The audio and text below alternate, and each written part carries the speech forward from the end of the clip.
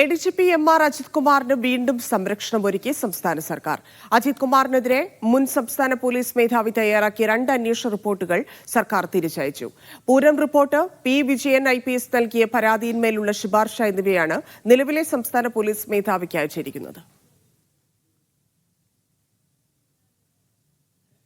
പൂരം കലക്കലിലെ ത്രിതല അന്വേഷണത്തിന്റെ ഭാഗമായിട്ടാണ് മുൻ സംസ്ഥാന പോലീസ് മേധാവി ഷേഖ് ദർവേ സാഹിബ് MR അജിത് കുമാറിന്റെ ഇടപെടലുകൾ അന്വേഷിച്ചത്. തൃശൂർ പൂരം കലക്കിയ സമയത്ത് അവിടെ ഉണ്ടായിട്ടും ഇടപെടാൻ ക്രമസമാധാന ചുമതലയുണ്ടായിരുന്ന ADGP MR അജിത് കുമാർ തയ്യാറായില്ല എന്നായിരുന്നു കണ്ടെത്തൽ.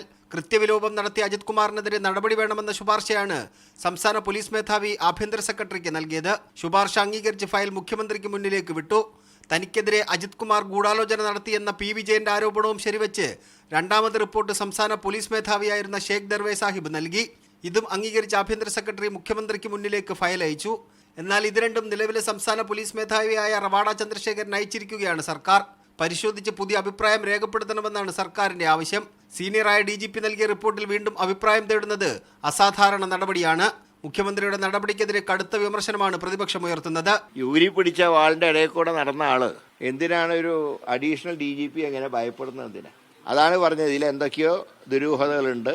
പൂരം കലക്കിയത് BJP വിജയിപ്പിക്കാൻ വേണ്ടി തന്നെയാണെന്ന് ഉള്ള സത്യം ഏതാണ്ട് പുറത്തു വന്നിരിക്കുക. റിപ്പോർട്ട് മടക്കി അയച്ചതിൽ CPIക്ക് കടുത്ത അതിർത്തിയുണ്ടെങ്കിലും പരസ്യമായി അത് പ്രകടിപ്പിക്കാനുള്ള സാധ്യത കുറവാണ്. മീഡിയ 1 തിരുവനന്തപുരം.